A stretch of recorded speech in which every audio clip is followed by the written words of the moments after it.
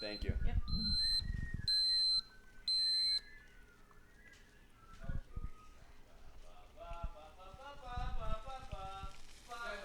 Hi, say this is the morning podcast with Jacob and Ethan. This is hell.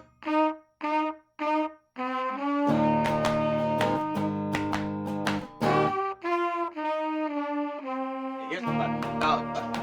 Okay. You've been doing this podcast. The Gong Show Hockey Podcast. Yeah, it's something like that. How do I?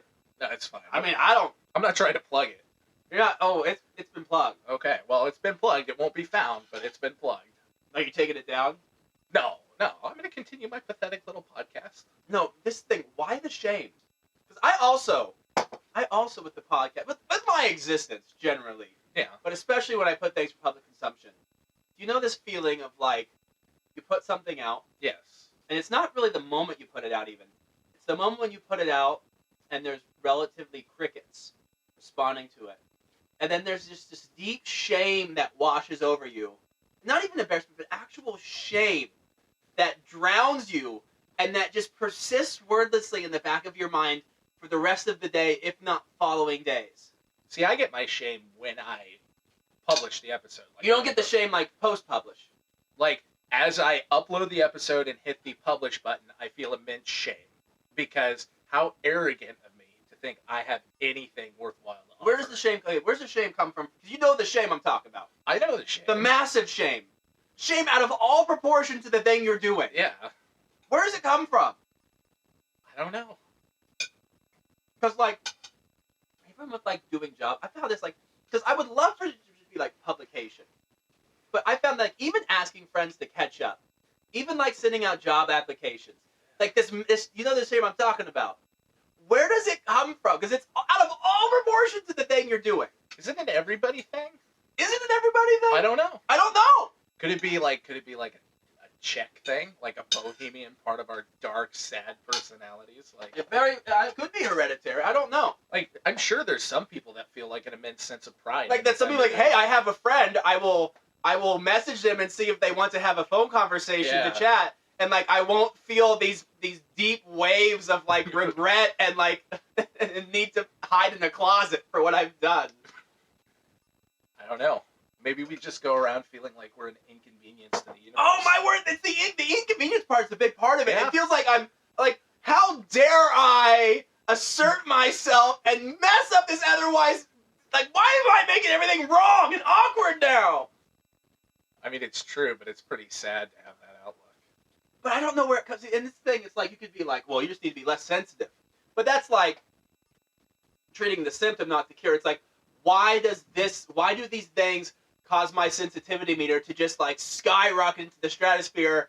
Like shame, Zach, not like embarrassment even. Yeah. Not even like, oh, I'm embarrassed, I've been a little bit vulnerable. No, like the deep abiding shame.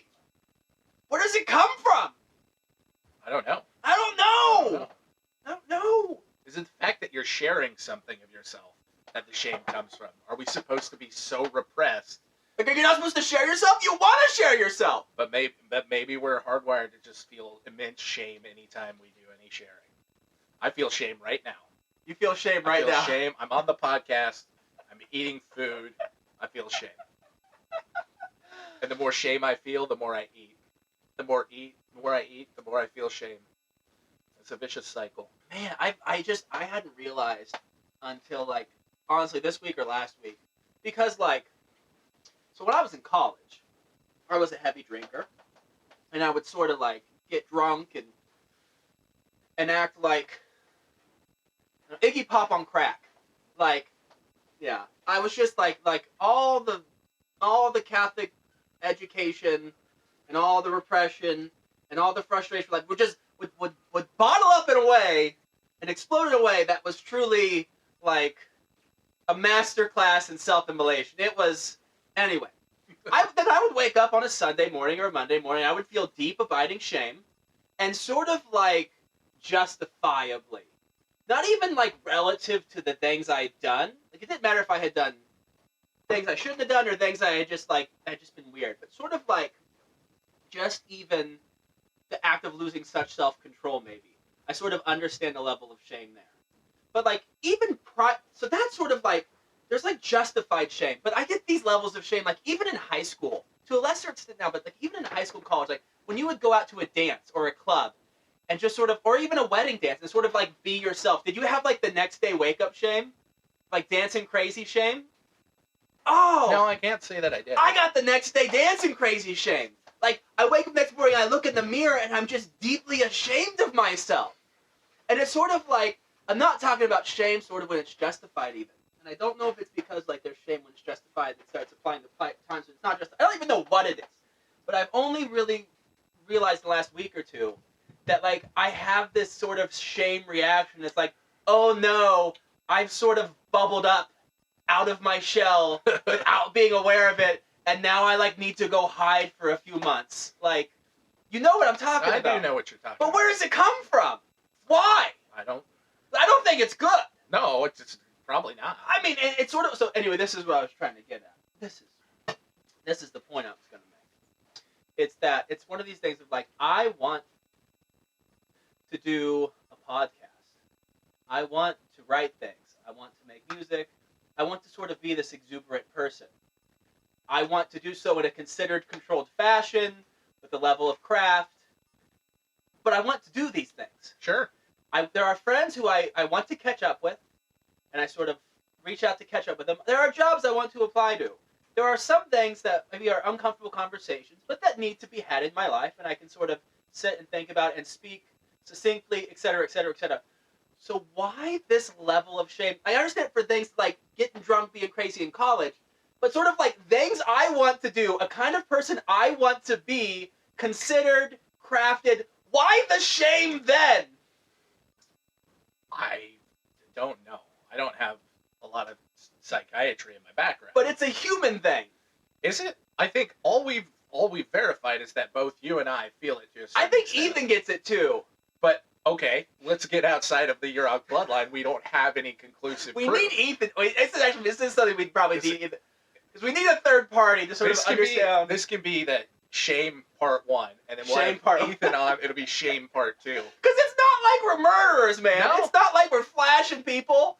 It's like, what are we doing? We're making a hockey podcast. On the subject of shame, do you have like deep shame memories from like probably your earliest memories, like just ingrained in you shame?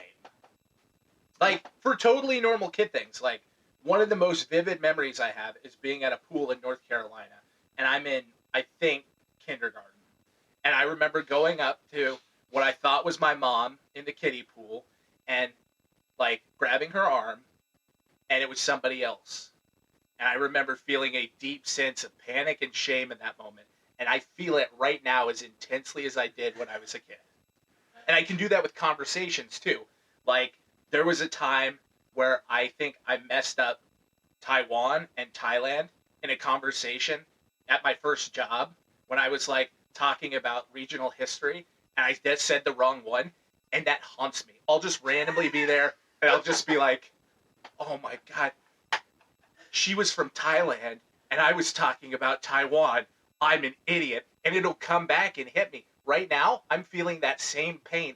I could tell you which direction I was facing. I was facing east, into the cubicle. She was sitting in her chair as I was droning on about the wrong country's history. And I feel shame right now. I have not asked myself if, like, what's the earliest point in my life in which I felt this shame. It would be it might even be a worthwhile exercise. Sort of like, when does this shame start? Because when the shame really, like, probably dances in high school after those, especially after drinking in college, but there's probably earlier ones. Probably something in your grade school years that you can't even remember turned out to be like this formative moment in your life where all of a sudden you're hardwired to be ashamed of sharing. Well, and I'm still trying to figure it out, but it's like, how do I put this? It seems to be, because I feel like maybe I didn't experience a lot when I was younger, but I also wonder if to some extent, like, my perfectionism as a kid, or like my desire to always be at like the top of the class and do the right thing, is like an attempt to avoid that feeling of shame. So it's an overbred competitiveness that has... Or perfectionism. But competitiveness feeds into perfectionism, which, like, I feel like we've all been fed a very steady diet of competition from a very young age. Yes. And when we yes. feel like we haven't obtained perfection or the height of competition, if you will, we feel a deep shame. Even though we shouldn't, because we're giving our best effort. Or you're just we doing a feel normal human thing, like Yeah. accidentally getting the wrong woman, or like Yes. just an actual, just normal human thing. Yeah. You Yeah. feel a deep, abiding shame because you haven't attained perfection because we're overly competitive people. So I think, like, in college, that's like, it's weird looking back at it, because I look back at that shame, and a lot of it is not necessarily like, oh, even like arguably it should have been sometimes some of the stuff I did, but it was more a shame of like, I haven't been perfect, I've been vulnerable, Yeah. I've been weak, I haven't been like the golden boy. That feels like we're getting to the root cause. Something here. in there is something to do with it. It's a need to be perfect. This like, and it's like, anyway, this whole like a perfection, like there's this like perfectionism, which is a means of avoiding the shame. Yeah. And so that would explain why we more or less have the same like feeling, but you have a slightly different, shame pattern than I do. But we both Right. feel deep abiding shame. Yeah, and it's just because it's like with the panic attacks, I finally started to figure out like the panic attacks at their root, like, because I started having panic attacks late 2019. At their root, it's like this fear that somehow my identity will erupt without me meaning for it to. Yeah. Like that something will happen that will break through the facade of my day-to-day experience and like display the person I really am. Like an eruption of self is like Okay. the best sort of, and then like my whole life has been this attempt to avoid this shame, and somehow despite all my best efforts, my true self will break out of me. Yeah. Yeah. And then you have a podcast in which you Right, but that's the thing. Yeah. I have this need to share. Like, I don't know how to reconcile the two, because I want to share. I want to be Iggy Pop. I want to be on stage and smear myself with peanut butter and fight bikers. But I also can't bear to be seen. What do you do? What do you do with that? I don't know. What do you do with that? What has the mic done with it? Has it picked it any up? Has everything just exploded? No, everything's good. We're good. Oh, that's shocking. I don't even think that clip's too bad. I don't know. I mean, we'll have to compress the shit out of that. Yeah. I don't know how you handle it. Like, Because you like making the podcast. yeah, You want to do things like that. Yes. But yet you feel this shame. it's almost like there's two individuals. There's like the sharer that comes out and shares. It's almost like you're two people, because as you're doing it, you're excited, like, oh, I'm going to share this thought. You love it. Don't you love the process? Yeah. But Yeah. then the moment I upload The it, moment. the shame me comes out and says, why did you do that? What were you thinking? Why would you put yourself out there, you moron? Writing is the worst thing, because the act of writing for me is sexual. It's like I don't get aroused, but it's like it's orgasmic. It's like the best feeling in the world. Writing, for me. Oh, okay. Creating All right. something, playing God with the intellect. All right, you've reached a different level that I'm not. I'm not saying writing is sex. I'm saying the degree of pleasure writing gives me. I don't know that you explaining it is making it all that much better, but It's not that writing is another form of sex for me. It's that writing is awesome. Anyway, the act of writing is great. I'll You take get your what I'm word- saying? I'll take your word But for if it. I was just say like writing's good, it would be like, so is a ham sandwich. I have to sort of like put it. It's in my level. There's a level between making a ham sandwich and playing God, I would say. I think there's a difference. Like, I made a ham sandwich is not like the next logical level isn't, oh, I'm God. I just want to explain to people that in terms of the hierarchy of pleasures of life, writing is right up there with sex for me. And it's sort of this thrill of getting to sort of use my intellectual abilities all at once to like their fullest extent, and also getting to play God with the things that constitute humanity, which is sort of thrilling. You seem very uncomfortable with this. The views expressed on this podcast do not necessarily represent the views of both hosts. Would you not like to be able to play God? I don't. You don't want to be God. No. No? Why? Because I just am not. I'm not like. I do like control in certain areas of my life, but I'm more. Utter authority? I'm a ride the ride kind of guy. I don't think I always was that way, but I think as I've had kids and a family, I've become more ride the ride. I've been more like, I don't have to control every aspect. I don't necessarily desire it. Sometimes I desire to not have to make the plan or not like make the decisions or control the things. Sometimes it's nice to just Yeah, and I would say maybe the joy of it for me is not so much like controlling everything, so much it is like the joy of creation, like making something that didn't previously exist. You know, forming something out of the void. You know, like having kids. sure. Yeah, I wouldn't know. Yeah, but it's Yeah. like I can understand. Okay, you can kind of get what I'm getting Like- at now. like something that you brought into being That to some wouldn't have extent. otherwise been there. That's sort of Yes. yeah. Okay, so maybe it's like writing for me is like having kids. Yes, they're your children. Okay. You love them. You've poured yourself into them. Sure. Sometimes they make you feel deep shame. Sometimes, but here's the thing: the act of writing itself is a deeply enjoyable one for me. But the moment, not even the moment it's over, but the moment it is then like put for public consumption, and I'm not instantly met with like a enormous wave of public acclaim. The gap between the enjoyment of the thing itself and sort of the deep shame that follows it, it's like it's not only the shame. It's sort of like I really like this thing. I really want to do it. But also, like you said, the moment you upload, Yes. yes. And so like what do you do? But then you don't want to you stop doing it for a while because of the shame, but then you're unfulfilled. Then you Yeah. got all this stuff boiling up inside you. I just I try to keep it regular, and I get excited for it. It's like I gradually build excitement to where I've got my outline and I'm ready to do the podcast. I'm looking forward to it, and I've thought through all these interesting things I'm going to say, and I record it, and I'm feeling pretty good about it. I'm editing it. I'm like, you know what, that was not bad. I'm mostly pretty happy with this. And then I go to the hosting site, and I click the upload button, and then the shame hits me immediately. Oh, where does it come from? Is it because we always get shit no matter what we do? Is it because that like we're people who are so concerned with like there's nothing more important to us than the opinions of other people? Like where? I don't know. Are we out there like sharing this thinking that we've created something good and the lack of validation? But it hits before there's no validation. Because there's no validation. Don't get me wrong. but the no validation comes later when you look at your podcast and it's got like 3 downloads a week later. For me, the no validation is a big part of it. And what's weird to me too is like, yes, it hits more, especially when like with my writing, with the podcasting, when there's some sexual content, and not even like me talking about sexual proclivities, but even just like sexcapades or like sexual content in a story or something, and not like gratuitous, even something that needs to be there. But it's sort of like, I guess I would kind of get it if it was like it was only those instances that caused the shame. But like I'm saying, it's even when you like ask friends to connect. It's even like for stuff that's not that. It's like it's something bigger and broader than just like sexual shame. You know, it's not just Jason and Christina Everett like popping up 10 years later. It's like it's bigger than that. It's like who you are that's shameful. Shame, yeah. Like it's not like it's just who you are. Who you are is wrong. Yeah. Yeah. Yeah. And you can't help but be who you are, but who you are is so deeply offensive To you.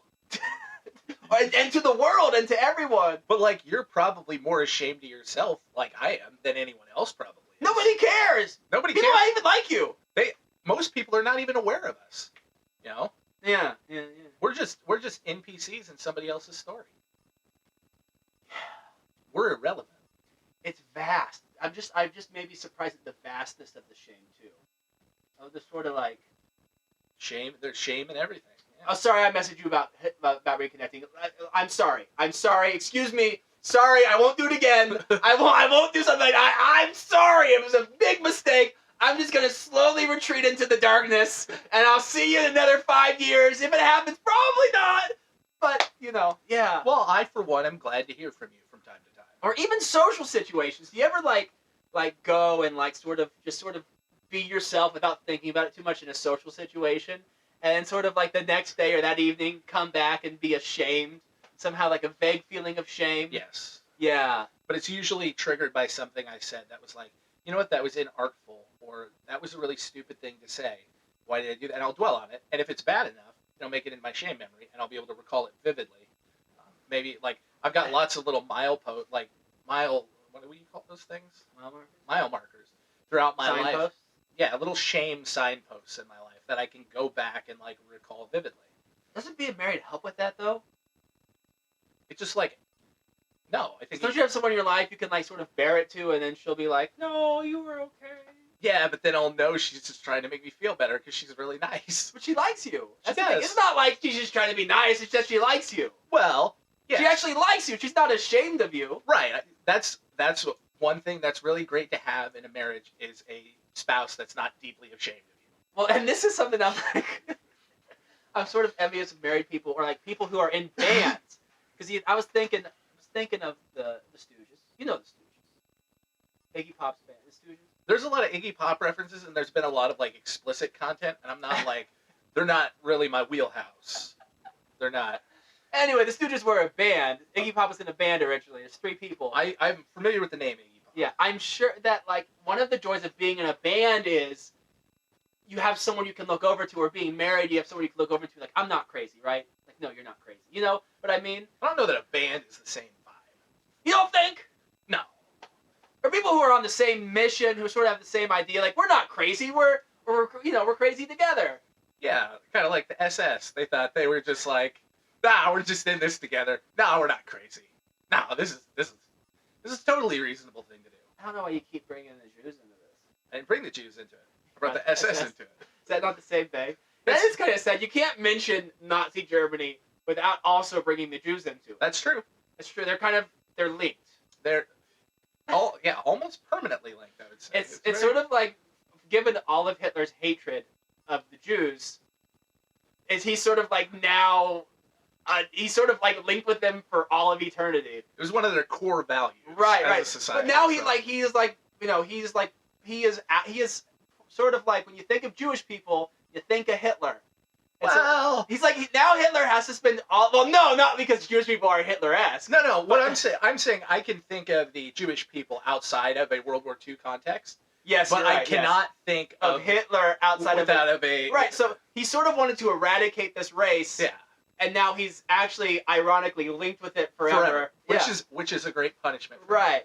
amongst all the other punishments. And they won. They won. Who won? I mean, in the long term, the Jewish people won. Nazi Germany was eradicated, and Israel exists, and there are millions of Jews still living on the world. Not all of them won. Yeah, I don't know. I feel like maybe this is more of a point I'm trying to get at. It's like the living always defeat the dead. That's true. Like, you always have the insatisfaction of still being alive. Yes. Yeah, and it's sort of like I was talking to a buddy this last weekend because I'm living in my dead grandma's house, and her house is full of pictures. And we're sort of like, there's sort of like this like, I'm still alive, Oh. I'm not. Anyway, I got a point here. My buddy's telling me like, and your kids are gonna come along, and you're gonna be dead. And I'm like, yeah, exactly. And their kids are gonna come along, and then we're all gonna be dead. It's like every new generation gets to win, Yeah. Every new generation gets to win if you want to win, Yeah. All that accumulates are the pictures on the walls. But whoever's left, like life is a game where whoever is left last is the winner. But there's a moral victory in being remembered, because it makes your existence live on. You're not there to appreciate it, though. You're dead. No, but other people have to know about you. You don't care. You're dead. Well, you didn't care. That's the thing. But You're gone. You might have cared while you were alive. It's a little bit to like. Yeah, but that's the whole thing of like, oh yeah, well, what about glory after death? Well, yeah, but you're dead. You're not there to appreciate it. Yeah, but other people have to like. Yeah, but who benefits from glory after But death? I think as you're doing it, like, hey, this is something that'll be remembered. Like, how many things have you done in your life where it's like, this is gonna be remembered after I'm dead? None. And like for me, after I've tried. if I have my kids and if they have grandkids, but then that's where the link stops. That's where nobody remembers Zach anymore. Yeah, it's And then we're gone. Like if you have literature or something you publish that makes it into, like, makes it big, it reaches people, then it can outlast you and it can live on. And there's a certain satisfaction to having done something or been part of something that lives on after you. I mean, I think F. Scott Fitzgerald, his last words were, "Oh no, they'll think I'm drunk again," because he was sort of like, he felt like he was a nobody, like he had done nothing of value, and he was working as a screenwriter in Hollywood, and he had finally quit drinking. He managed to quit being an alcoholic, and that he had a heart attack with his like 10 or 20 year younger like mistress, and he collapsed in a movie theater, and his last words like, "Oh no, they'll think I'm drunk again." Like he died like a dog. Fitzgerald doesn't get to enjoy any of the respect we have for him. He died like a dog, and that was it. You don't think there's a chance that he had like, if I'm on my way out, my last words are gonna be this? No, 'Cause now they're remembered. it was earnest. It was one of those like, I'm dying, my life has been worthless, now I'm dead. Well, I mean, I'm sure that flashes through a lot of people's minds. I don't want to experience it anytime soon. How do you reckon with? I don't know. How do you? I guess that doesn't really care how you reckon with it. It just is. But Yeah. You think you could pre-plan your death words, come up with something pithy? yeah, but then you'll like probably do something embarrassing, like try to get them out and like get them in the wrong order, or like vomit as you do it, or you know, wait, I have a great What about something random like, potato. I was struck by lightning 7 times. Just... That's a Benjamin Button reference. Yeah, what a terrible fucking movie that was. Should I feel bad that I don't get any of your references? Like, are these common references? Probably not. I just want to know how much shame I should feel. What's the appropriate level of shame? Should I feel really ashamed that I don't know, like, Silver Juice or Silver David Jews, Bennett? like the people that Hitler killed.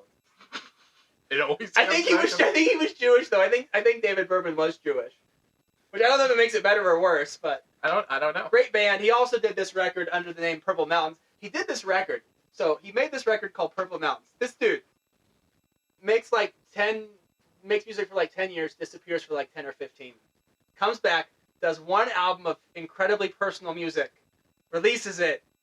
Like 2 days later, he kills himself. Like the ultimate, like, just like, I'm gonna show up for like 10 seconds, and then I'm gone forever. Like, and you listen to this album, and it's like, I don't know. It's like, you know, it's a really weird listen, because it's really good, and it's not even necessarily like that dark. It's not like, you know, Joy Division. You know, it's not like even that dark. I don't get You know who Joy Division is? No, I don't. You know who Joy Division is? I don't get any of your references. You don't get any of them? None of them. Oh, my word! I guess I'm not cultured. It's not Metallica. The lyrical content's not Metallica. I don't listen to Metallica anymore. It's just sort of like, I loved being my mother's son. Snow is falling in. Anyway, I'm talking about this guy, David Berman. He's sort of like, the song content is like, I loved being my mother's son. The snow is falling in Manhattan. Sure. My wife divorced me, and I kind of get it. Like, it's not really that dark, but then like it's also like, yeah, but it's like dark in a way that's sort of like painting with lighter colors can sometimes be even more disturbing. Yeah. It's like writing a suicide note with pastel pens. Bye-bye. You got a suicide. How would you do a suicide note if you got to do one? Man, that's some dark shit. Is that dark shit? That's dark shit. This is the other thing I think that makes. I think even me as a person. But also with like the podcast and stuff I make, is I talk about real shit. I can't help. I get bored. I get bored talking about dumb shit. You know? Yeah. Yeah. But there's yeah. Shame's a level of dark I'm comfortable with. Like, hey, let's map out what we would write if we were about to off ourselves. I'm just asking if you. Would you write it with a pen? Would you put it on a computer? It seems like you've thought about this. I'm curious. No.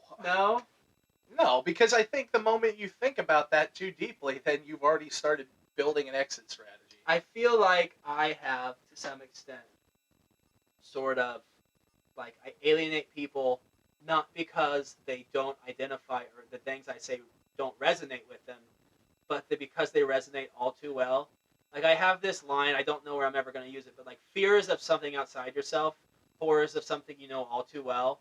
And I sort of think sometimes I look into the heart of things a little bit much, and it makes people really uncomfortable.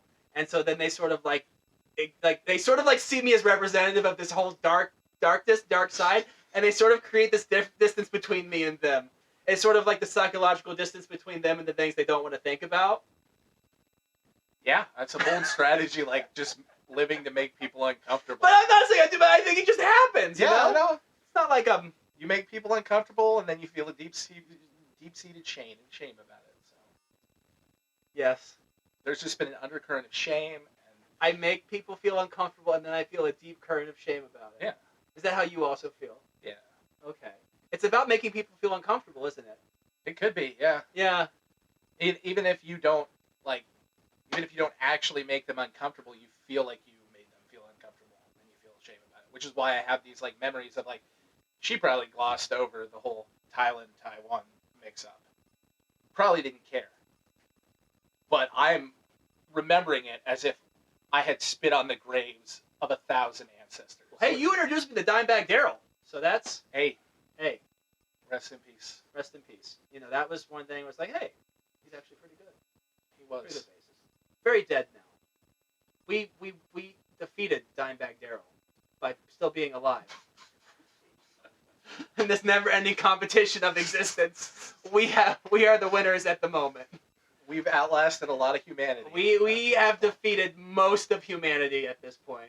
And will likely be defeated by... We will Most be of humanity. defeated. That's sort of built into it. I mean, at some point there's going to be an end time, and those people will be like last man standing.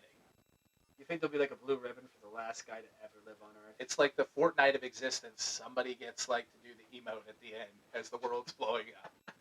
I win! They're dabbing. They're They're dabbing dabbing. as the Earth is exploding. They're dabbing as the sun swallows them. I feel like dab is a dated reference. I It don't know sure what kids is. do anymore. No, I don't feel like you're... But what were we talking about before we talked about the cultural references, man? It was some dark material, whatever it was. Oh, yeah, what would your suicide note be? I've never really thought about it. I've always had fantasies of, like, getting really sick and everybody having to, like, be really concerned about me. You never had that? No. No? No. Really? I Like, don't- everyone will be like, oh, we're so sad, he's dying, we're so sad. Everybody comes and visits you. Everybody tells you all the things they always wanted to tell you. Everyone's really sad because you're gone. You're leaving. Well, That's not a thing. no, not something I've experienced. No. Oh, that's really I'm sad. gonna be honest. I focus. It's sad. I more focus on the me aspect of death, like, and how it would impact my family, but not like the if I had a terminal illness, people would like be nice to me. That isn't something that crossed my mind. It's more so the like, I have a terminal illness. This would kind of suck for me and my family, because like at the heart of things, I don't want to die, and so I that feel like for me, a terminal illness is like a long for gift. Because everyone will be so like, oh, Jacob's going. No, not Jacob. That's true. And then when you pass on, you get the revisionist history. Like, Jacob, he was such a good guy. And, Oh.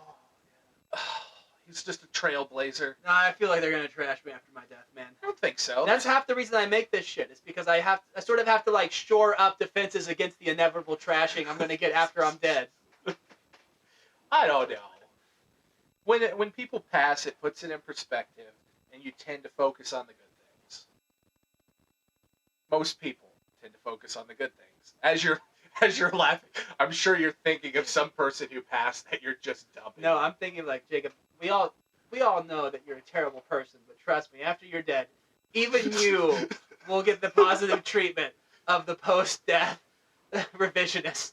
Even you, of all people. No, People will find nice things to say about even you. It's almost it has nothing to do with you personally, but it's like everyone has good points they'll bring up. There's like a scale of 0 to Hitler, and like everyone falls on there, and if you get to the Hitler scale, people will not say nice things about you after you're done. The majority of people. Yeah, it's a good question. I don't know. Is it a good question? No, I guess the question in my head is like, not even. It's not like is Hitler even the ultimate evil, but like, But he's our ultimate persona of evil. don't you feel that sometimes you get treated like Hitler? No, Like, okay, with the shame. but most of the shame is internal. Like, I'm putting the shame But you don't on feel like the myself. shame was first external. Like somebody was shamed. Was there ever a point when you were being shamed? No, I think almost all my shame has been internal. But there had to be some, because it's not like something you're born with. Like, oh, I'm just born feeling deep waves of shame for like being me. Yeah? I wonder where my shame The origin shame story has is. to begin somewhere. Yeah. There has to be some point at which somebody is like, because you're being you, somebody's treating you like an absolute monster. And Yeah. then that shame gets internalized and becomes a reaction to like otherwise normal life experiences. Well, it probably happened so young that I don't remember the origin story. And maybe you're right. Maybe that's sort of like this sort of derivation from competitiveness, where it's sort of like you just grew up in a very competitive environment, and then all of a sudden the derivation is like anything that's not this absolute world-crushing level of dominance is like therefore deeply shameful. Yeah. I don't know. I'm not a psychologist either. I don't know. I don't know. Could you know a psychologist? Could we get them on the podcast for Shame Part 2 or Part 3?